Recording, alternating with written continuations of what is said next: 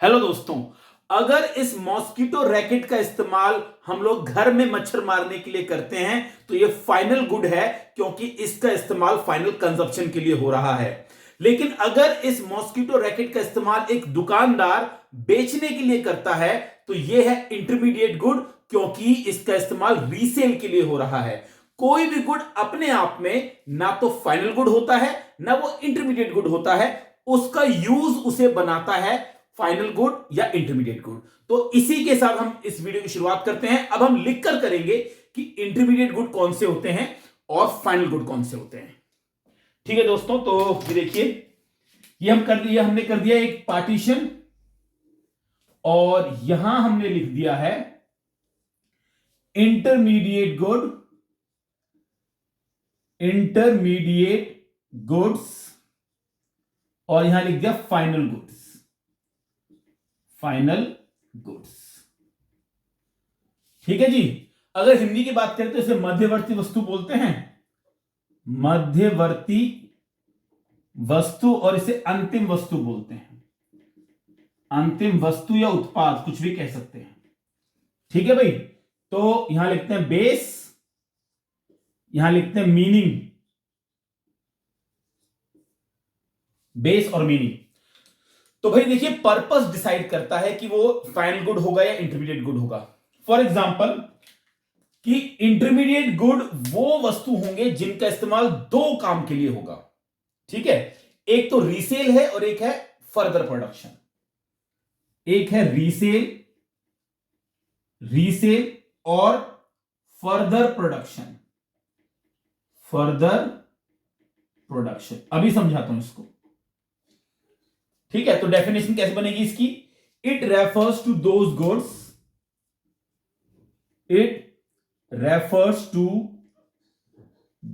Goods which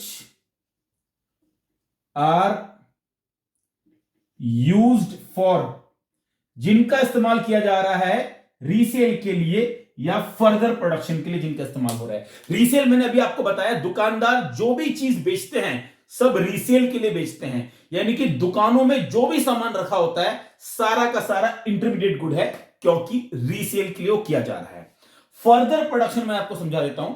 further production का मतलब है कि किसी चीज का इस्तेमाल दूसरी चीज बनाने के लिए किया जा रहा है, उसे फर्दर प्रोडक्शन बोलते हैं। मैं आपको उसका एग्जांपल देता हूं। देखिए, ये फोन आपको याद होगा, पहले के जमाने में बहुत चलता था, नोकिया का फोन है। और ये जो फोन है ना, ये फोन के अंदर देखो बैटरी लगी हुई है। अभी मैं इसको जल्दी से निकाल के दिखाता हूं आपको। ये देखिए आप, ये बैटरी है, ये फोन है, ये है बैटरी। तो जो बैटरी है वो इंटरमीडिएट गुड है, क्योंकि बैटरी का इस्तेमाल फोन को कंप्लीट करने के लिए किया जा रहा है। ये जो फोन कंप्लीट हुआ है ये बैटरी की वजह से हुआ है। बैटरी फर्दर प्रोडक्शन में यूज हो गई है। बैटरी का इस्तेमाल फोन बनाने के लिए किया जा रहा है। आजकल तो खैर बैटरी इनबिल्ट आती है, लेकिन ये जो बैटरी का इस्तेमाल है वो फोन बनाने के लिए किया जा रहा है, इसलिए बैटरी हो गई आपकी इंटरमीडिएट गुड। ये इसका एग्जाम्पल हो गया। चलिए आगे चलते हैं। फाइनल गुड की अगर बात करें तो इसका इस्तेमाल भी दो पर्पस के लिए होता है। पहले पर्पस लिख लेते हैं, 1-2। या तो आप उसको फाइनली कंज्यूम करें, फाइनल कंजप्शन, फाइनली उसको यूज कर लें, वो फाइनल कंजप्शन होता है। हमारे घर में जो भी वस्तु आती है हमारे घरों में, वो सब के सब फाइनल गुड होता है, क्योंकि फाइनली हम उसको कंज्यूम करते हैं, फाइनली उसको हम यूज कर लेते हैं। ठीक है। और दूसरा है इन्वेस्टमेंट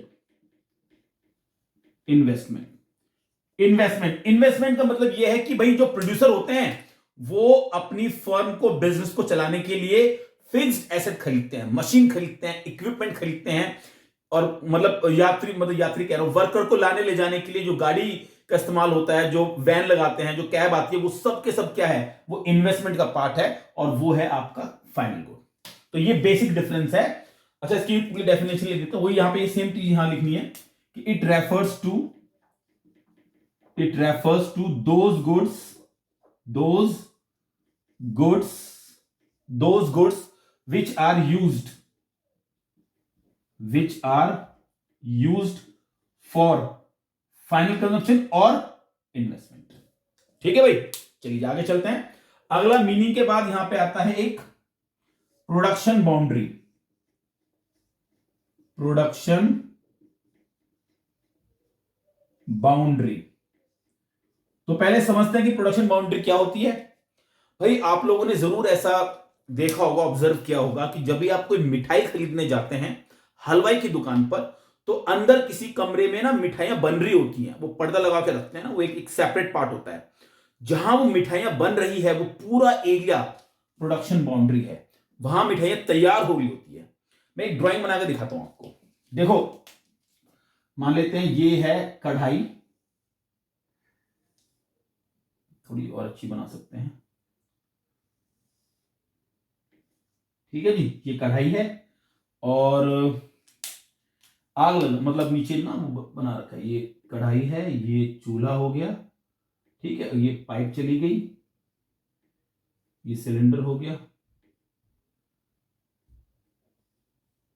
ठीक है, सिलेंडर हो गया और यहां बना देते हैं, हलवाई बना देते हैं।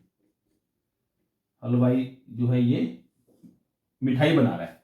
ये जो पूरा एरिया है जहां पे हलवाई मिठाई बना रहा है, इस पूरे एरिया को बोलता है प्रोडक्शन बाउंड्री, क्योंकि यहां पे गुड्स, वस्तु तैयार हो रही है, मैन्युफैक्चरिंग हो गई है, मेकिंग प्रोसेस है, इस पूरे एरिया को बोलता है प्रोडक्शन बाउंड्री। और जब गुड प्रोडक्शन बाउंड्री के अंदर रेडी हो रहा है तो उस गुड को बोलता है इंटरमीडिएट गुड, वो प्रोडक्शन बाउंड्री के अंदर है। जैसे ही गुड रेडी हो जाएगा तो यहां से जो है माल, मतलब जो मिठाइयां होंगी वो बंदा लेके आएगा ऐसे, और लाके जो है वो जो डिस्प्ले पे रख देगा, है ना, वो मशीन होती है, डिस्प्ले पे रख देता है, उसमें दिखता है अभी कौन कौन सी मिठाइयां हैं। वहां अगर मिठाई पहुंच गई है तो वो मिठाई बन गई है फाइनल गुड, क्योंकि अब वो रेडी टू यूज है, कंज्यूमर आएगा मिठाई खरीद के ले जाएगा।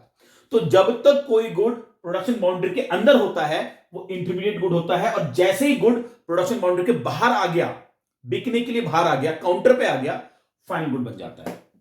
ठीक है भाई, नाइस, इसको लिख लेते हैं। तो इंटरमीडिएट गुड प्रोडक्शन बाउंड्री के अंदर होते हैं, they are within the production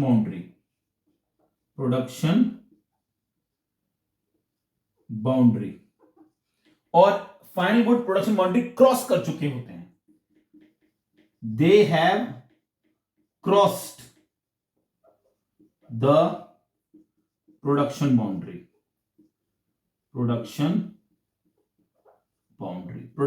को क्रॉस कर चुके हैं, ये जी हो गया। अगला इनके नेचर के बारे में चर्चा करते हैं। भाई नेचर इनका ये है कि इंटरमीडिएट गुड ना तो डोमेस्टिक इनकम में इंक्लूड होते हैं, ना ही ये नेशनल इनकम में इंक्लूड होते हैं। तो दे आर नॉट इंक्लूडेड, ये इंक्लूडेड नहीं होते इन ए डोमेस्टिक इनकम, दूसरा नेशनल इनकम, दोनों में ही शामिल नहीं होते ये। ठीक है, क्रॉस लगाते हैं, इसमें भी नहीं आते, इसमें भी नहीं आते।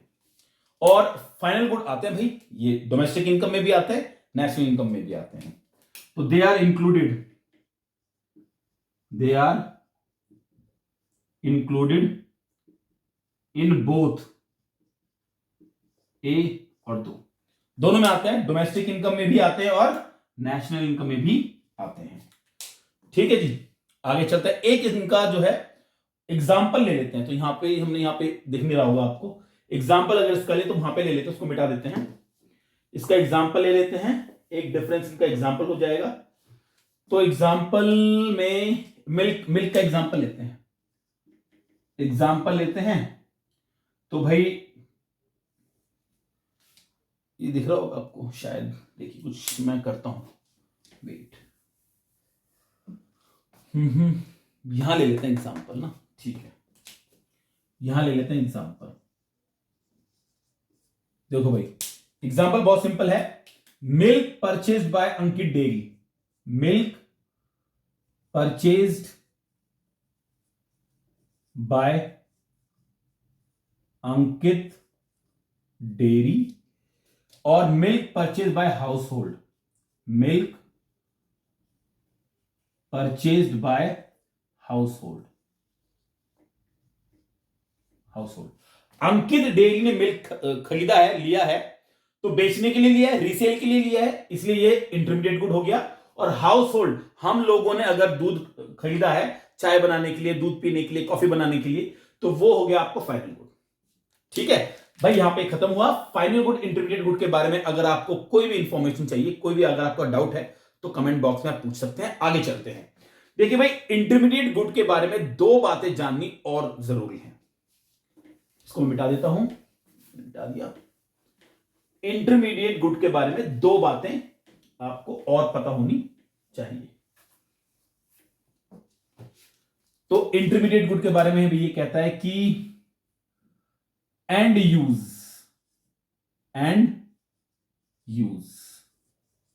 भाई एंड यूज ये कह रहा है कि कोई भी गुड, मैंने वीडियो की शुरुआत में बताया था आपको, कोई भी गुड अपने आप में ना इंटरमीडिएट होता है ना फाइनल होता है, उसका एंड यूज, कैसे हम उसका इस्तेमाल कर रहे हैं, वो उसको फाइनल और इंटरमीडिएट बनाता है। क्लासिफिकेशन ना, तो classification of intermediate and final goods depends upon and use पे डिपेंड करता है।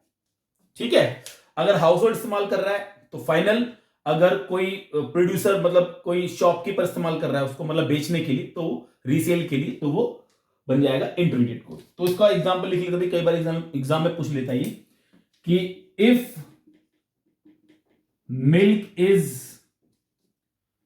Purchase by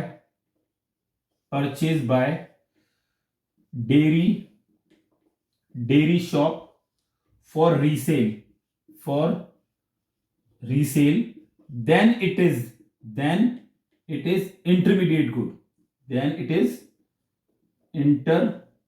intermediate good, or if milk is purchased by household for consumption के लिए, ये हाउस होल्ड लिखा भाई, ठीक है, हाउस होल्ड लिखा है, ये house hold for consumption, then it is final good. तो ये डिपेंड करता है किस पर, एंड यूज पे डिपेंड करता है। ये क्लासिफिकेशन हो गया। एक पॉइंट इसका और कर लेते हैं, वो कहता है आपका कि 1 ईयर वाला पॉइंट है, यूज्ड इन सेम ईयर, ये पॉइंट और करते हैं। तो भाई इसके लिए पहले आप ये वीडियो देखिए। मैं एक स्टेशनरी पे हूं और मेरे पीछे जो बुक्स आप देख रहे हैं ये सब के सब है इंटरमीडिएट गुड, क्योंकि ये रीसेल के लिए यहां पर है। लेकिन साल के अंत में अगर ये 4 बुक अनसोल्ड रह जाती हैं तो ये 4 बुक बन जाएंगी फाइनल गुड और इन्हें इन्वेस्टमेंट की तरह ट्रीट किया जाएगा। तो ठीक है भाई, तो ये देखिए, जैसे आपको समझ में आया होगा कि जो गुड्स 1 साल में यूज हो गए एक शॉपकीपर द्वारा, तो वो इंटरमीडिएट गुड हो गए। लेकिन अगर कोई गुड बच गया जो यूज नहीं हो पाया, तो वो अगले साल बन जाता है फाइनल गुड, उसको इन्वेस्टमेंट की तरह ट्रीट करते हैं। तो वीडियो में मैंने बता ही दिया है, तो उसको लिखने की कोई आवश्यकता नहीं, बस ये ध्यान रखना नेक्स्ट ईयर वो फाइनल गुड बन जाएगा। ओके जी, यहां पे ये हमारा टॉपिक खत्म होता है। अब हम एक और टॉपिक करेंगे, गुड्स के बारे में चर्चा करते हैं। गुड्स 2 तरह के और होते हैं, इसको मैं मिटा देता हूं।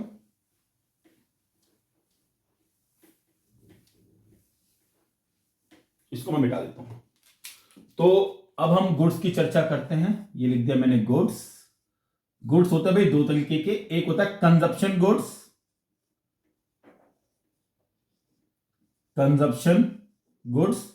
एक होता है कैपिटल गुड्स। कंजप्शन गुड्स और कैपिटल गुड्स। पहले कंजप्शन गुड्स के बारे में चर्चा करते हैं। तो 4 तरीके के होते हैं। तो यहां पे हैशटैग कंजप्शन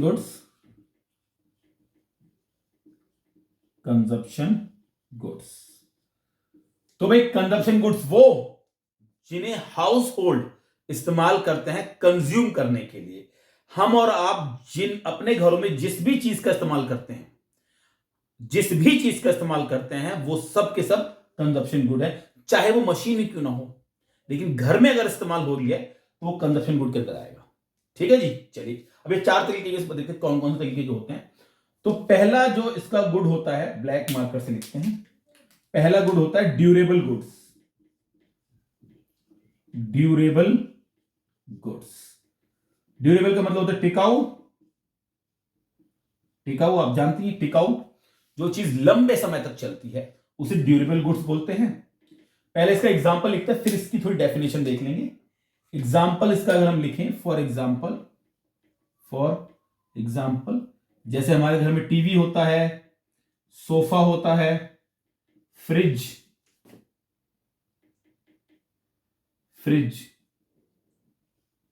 एटसेट्रा, ये सब चीजें जो हैं वो ड्यूरेबल गुड्स के अंदर आती हैं। क्यों? क्योंकि ये कंसीडरेबल पीरियड ऑफ टाइम तक चलती हैं, यानी कि कह सकते हैं इसको आम भाषा में कि 1 साल से ज्यादा चलती हैं। ठीक है, तो कंसीडरेबल पीरियड ऑफ टाइम तक की चलती हैं, यानी कि कह सकते हैं मोर देन 1 ईयर।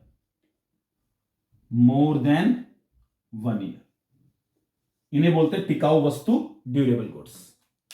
चलिए दूसरे दो गुड्स होते हैं वो होते हैं सेमी ड्यूरेबल गुड्स। सेमी या सेमाई भी बोलते हैं कई लोग इसको। सेमी ड्यूरेबल गुड्स और पहले इसका एग्जांपल करते हैं। तो भाई एग्जांपल में आएंगे शूज, क्लोथ्स वगैरह। एग्जांपल में आते हैं शूज, क्लोथ्स, क्रॉकरी एटसेट्रा, यानी कि ऐसी चीजें जिनका लिमिटेड पीरियड ऑफ टाइम तक चलती हैं। अब वो लिमिटेड को बताया गया है 1 साल से कम। ठीक है, लिमिटेड पीरियड ऑफ टाइम तक जो चलती हैं, लिमिटेड पीरियड ऑफ टाइम, और इसे बोला गया है लेस देन 1 ईयर।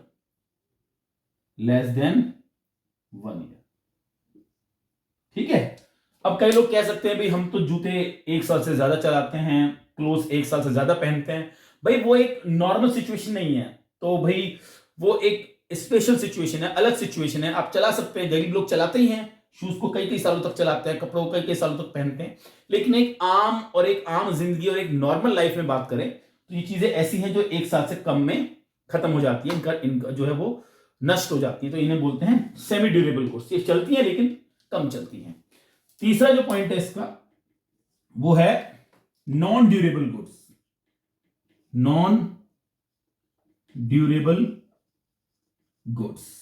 इनका एक नाम और भी, इनको पेरिशेबल गुड्स भी बोलते हैं। पेरिशेबल गुड्स बोलते हैं इनको।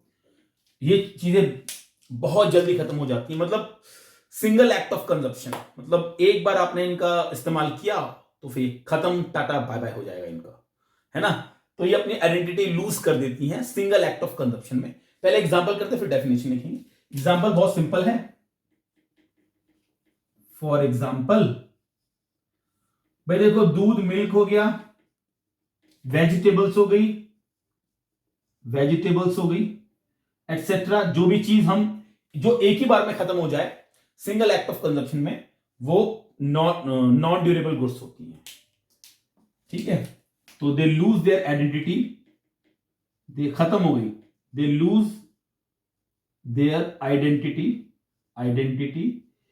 इन अ सिंगल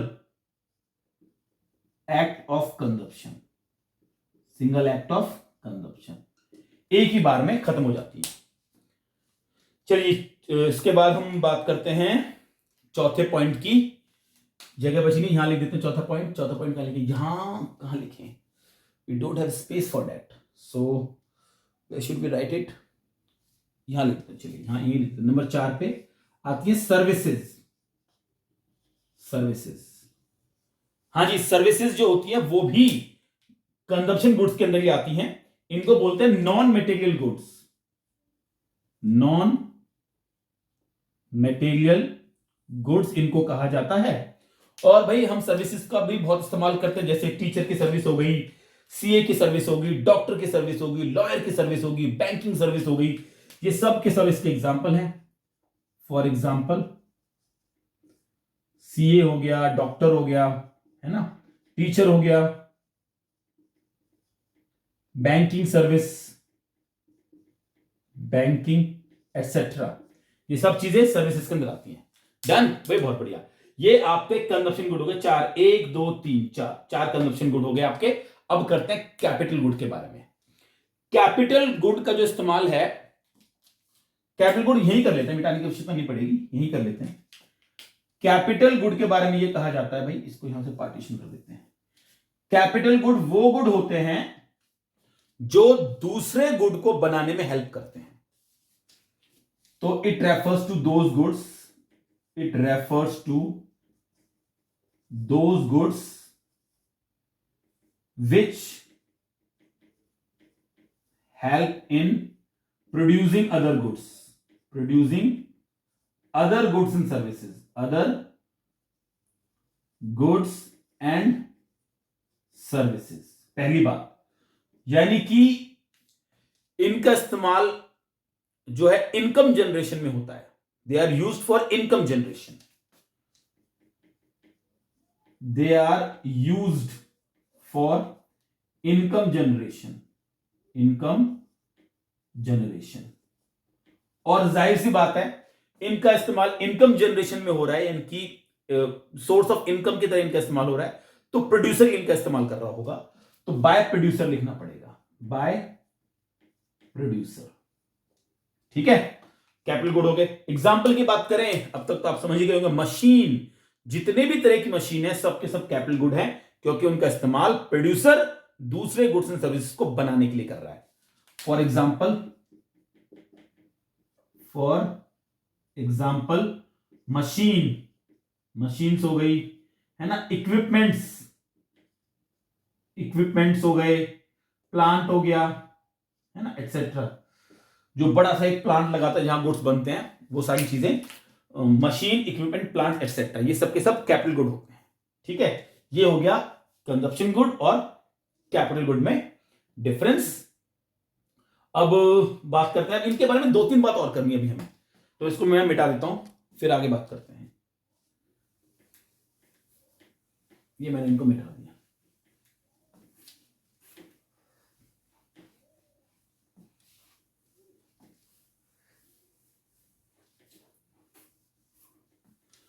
भाई कई बार ना एक क्वेश्चन पूछा जाता है कि machine is always a capital good, defend और रिफ्यूट। ये पहले क्वेश्चन लिख देते हैं यहां पे क्वेश्चन आ गया कि machine is always a capital good, और वो कह देगा डिफेंड और रिफ्यूट। ये इन्वर्टेड कॉमा में दे दिया, क्या दिया, डिफेंड और रिफ्यूट। डिफेंड करो या उसको रिफ्यूट करो। ठीक है, डिफेंड का मतलब होता है कि आप इस बात से सहमत हैं, एग्री करते हैं। रिफ्यूट का मतलब होता है कि आप इस बात से एग्री नहीं करते। तो पहले मैं आपको समझा देता हूं, फिर इसका आंसर करेंगे। आप इमेजिन कीजिए कि एक मशीन है, जैसे सिलाई की मशीन है ना, सिलाई मशीन है, सभी के घरों में भी होती है सिलाई मशीन, जिससे कपड़े सिलते हैं। सिलाई मशीन का इस्तेमाल 2 लोग कर रहे हैं। एक कर रही है अंगूरी भाभी,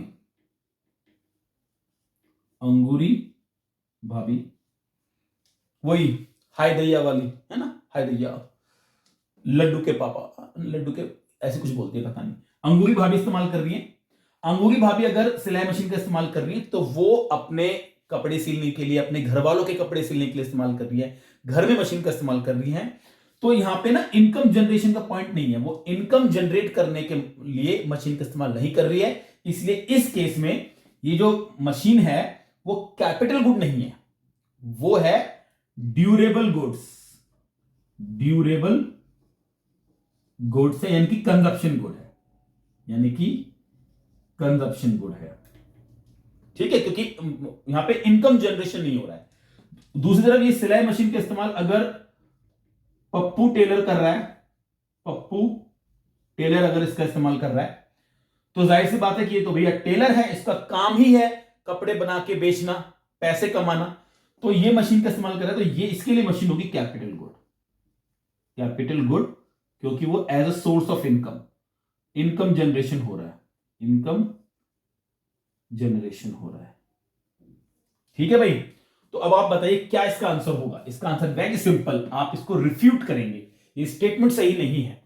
तो आप इसका आंसर अगर आपको लिखना तो आप ऐसे लिखेंगे, I refute this statement, refute this statement, ये स्टेटमेंट गलत है। As if machine is used by, if machine is used by household, household, then तब क्या होगा, then it is a consumption good, then it is a consumption, ये consumption good होगा। Bracket में लिख सकते हैं ड्यूरेबल गुड, ये ड्यूरेबल गुड होगा।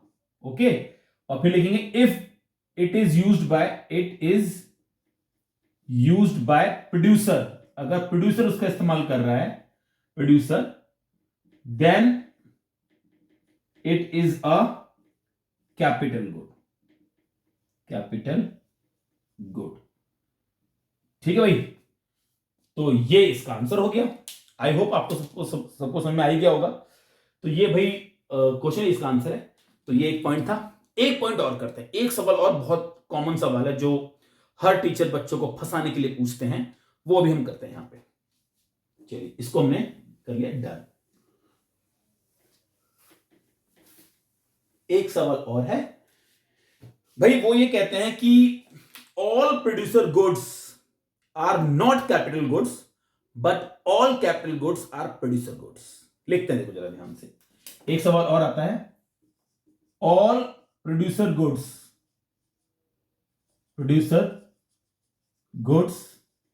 Are not capital goods but all capital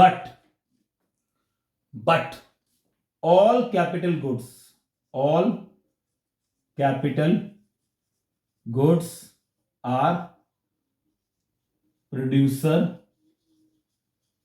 goods। ये बात है भाई, ये एक सवाल है। तो पहली बात तो मैं बताना चाहिए प्रोड्यूसर गुड्स कौन कौन से होते हैं भाई। प्रोड्यूसर गुड्स, प्रोड्यूसर किन गुड्स का इस्तेमाल करता है भाई, जिसको प्रोड्यूसर गुड बोल रहे हैं, प्रोड्यूसर किन गुड्स का इस्तेमाल करता है, तो उसको रेड से लिखते हैं, प्रोड्यूसर गुड्स। तो भाई प्रोड्यूसर गुड्स होता है दो तरीके की, एक होता है single use producer goods, single used producer goods, और एक होता है कैपिटल गुड्स। अभी समझाता हूं इनको, कैपिटल गुड्स।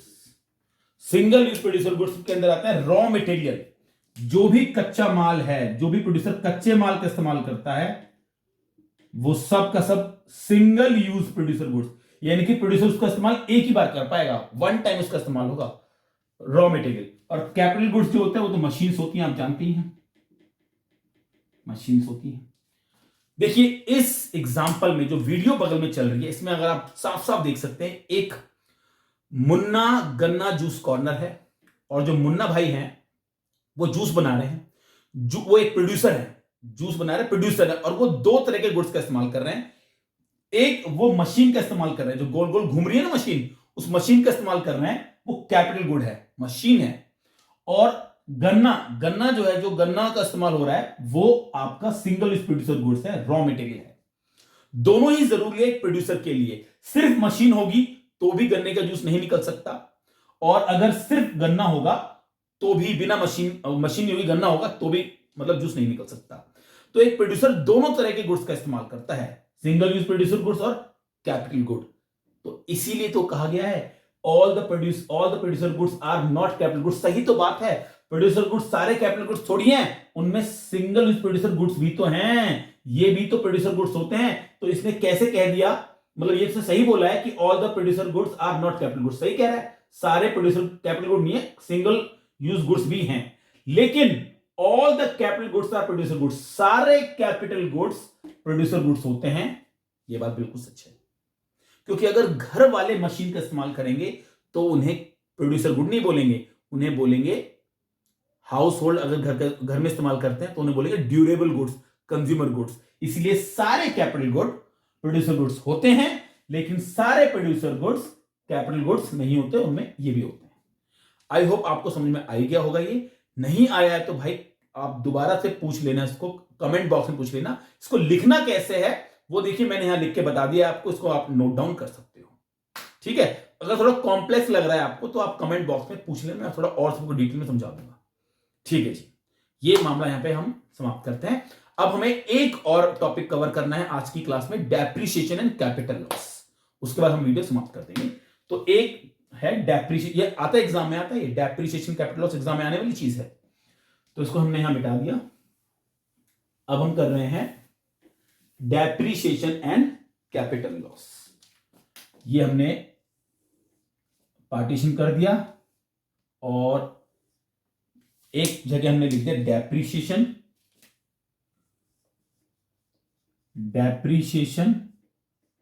और कैपिटल लॉस, ठीक है भाई। मीनिंग करते हैं पहले, यहां लिखते हैं बेस, यहां लिखते हैं मीनिंग करते हैं।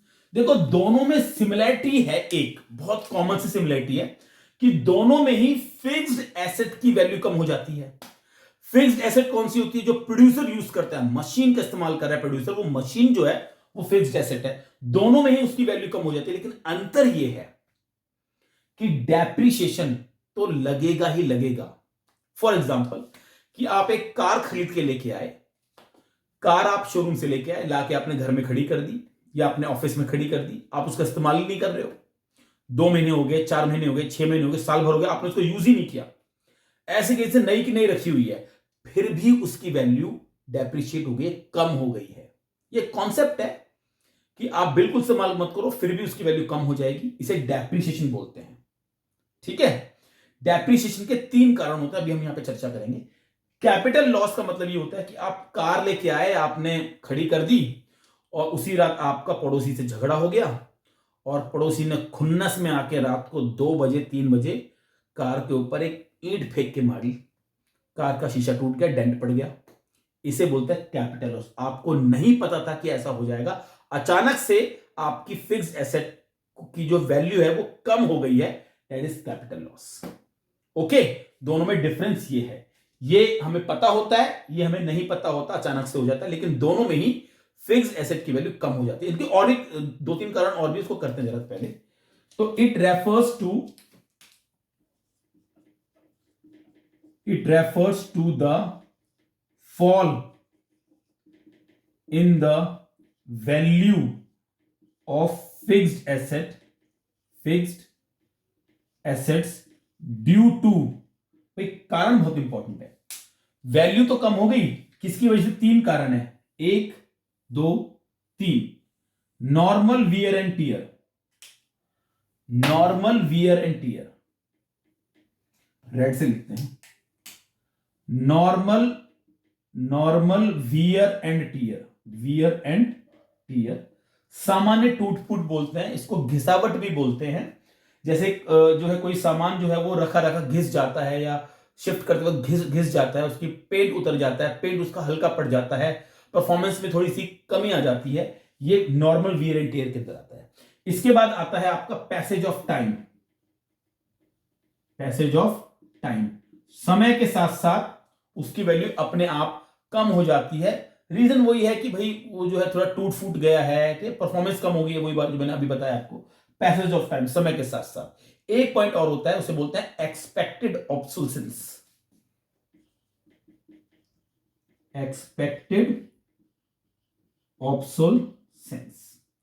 भाई इसका मतलब होता है एक्सपेक्टेड मतलब हमें पहले से पता है, ऑब्सोलेसेंस का मतलब होता है आउट ऑफ फैशन हो जाना। हमें पता है कि जो मशीन हम लेके आए हैं प्रोडक्शन करने के लिए, 4 साल बाद 5 साल बाद वो मशीन आउट ऑफ डेट हो जाएगी, पूरे फैशन से सिस्टम से बाहर हो जाएगी, नई मशीन आ जाएगी। जैसे फोटोकॉपी की मशीन जो है अगर आप लेके आओ, तो पहले चलती थी छोटी छोटी, अब बड़ी बड़ी मशीन आ गई हैं जो बहुत जल्दी से फोटोकॉपी करती हैं। वो सब जो है वो हमें पता होता है, एक्सपेक्टेड है कि भाई ये टेक्नोलॉजी पुरानी हो जाएगी। हम कार लेके आते हैं, हमें पता है कि 4-5 साल बाद ये कार पुरानी हो जाएगी, नया मॉडल आ जाएगा, नया इंजन आ जाएगा, उसमें ये वेरिएशन हो जाएगी, वो वेरिएशन हो जाएगी, एक्सपेक्टेड है। तो हमें पहले से पता है। इसके अंदर दो चीज आती है, एक होती है चेंज इन टेक्नोलॉजी और एक होती है चेंज इन डिमांड। दो बड़े पॉइंट है इसके अंदर, एक और एक, दो। Change in technology, technology change हो गई, टेक्नोलॉजी चेंज हो गई, एक्सपेक्टेड ऑब्सोलेसेंस। और ये आप जानते ही हैं, एंड्रॉइड आया, एंड्रॉइड के बाद एंड्रॉइड के बहुत सारे वर्जन आए ना, तो ये टेक्नोलॉजी हमेशा अपग्रेड होती है, तो उसके साथ साथ चीजें ऑब्सोलेट, आउट ऑफ फैशन हो जाती है। एक change in demand, change in demand, लोगों की पसंद भी भाई बदलती रहती है, लोगों ने डिमांड कम कर दी है, तो आपको पता है आपकी चीज वो आउट ऑफ फैशन हो गई है, ठीक है, लोगों ने डिमांड कम कर दी है, डिमांड की वजह से भी ऐसा होता है। तो भाई ये कारण है डेप्रिसिएशन के, 3 कारण है। कैपिटल लॉस, इसके अंदर भी फिक्स एसेट की वैल्यू कम होती है। इट रेफर्स टू लॉस या कम होना, फॉल भी कह सकते हैं, in the value of fixed assets due to. भाई इसके कौन कौन से कारण है? इसका एक सबसे बड़ा कारण आता है नेचुरल कैलामिटी,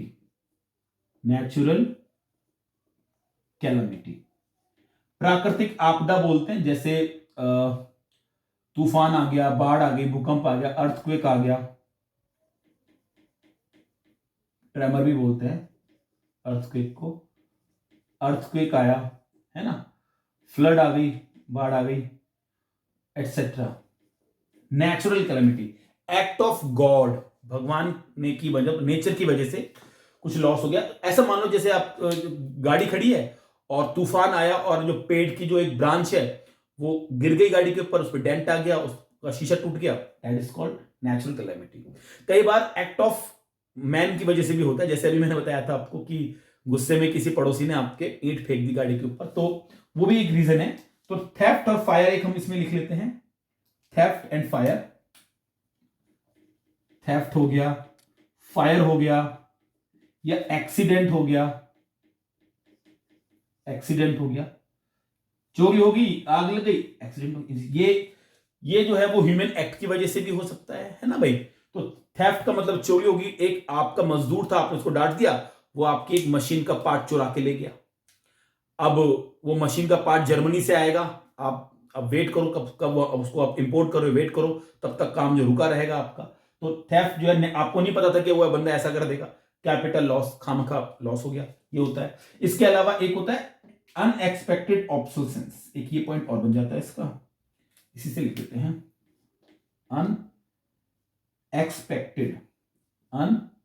अनएक्सपेक्टेड ऑब्सोलेसेंस। मतलब हमें पता नहीं होता, हमें अंदाजा नहीं होता, बिना हमें अंदाजा नहीं है कि ऐसा हो जाएगा, लेकिन ऐसा हो गया और आपकी चीज आउट ऑफ फैशन हो गई, आपको पता नहीं, लोगों ने अचानक से उसको यूज करना छोड़ दिया, ठीक है। ये अनएक्सपेक्टेड ऑब्सोलेसेंस की वजह से, ये एक्सपेक्टेड इसमें है, अनएक्सपेक्टेड इसमें है, ठीक है भाई। चलिए आगे चलते हैं, प्रोविजन की बात करते हैं, प्रोविजन की बात करते हैं।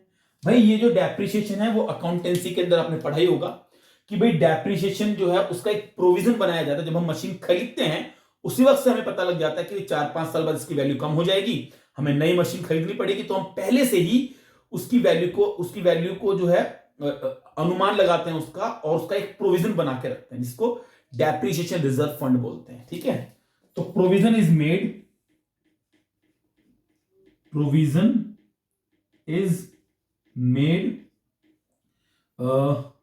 डेप्रिसिएशन रिजर्व फंड, ये सुना होगा आपने, डेप्रिसिएशन रिजर्व फंड, ठीक है। प्रोविजन में हम बना के रखते हैं, इसमें हम प्रोविजन नहीं बनाते, नो प्रोविजन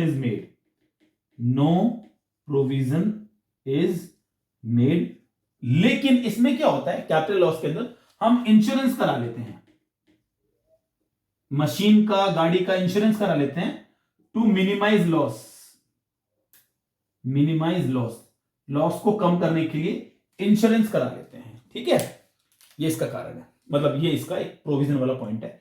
एक पॉइंट बनता है इसका, प्रोडक्शन प्रोसेस पे इसका कोई असर पड़ता है, तो यहां लिख लेते हैं, यहां लिखते हैं भाई, जहां यहां तो हम ऊपर ही लिखते हैं। तो प्रोडक्शन प्रोसेस,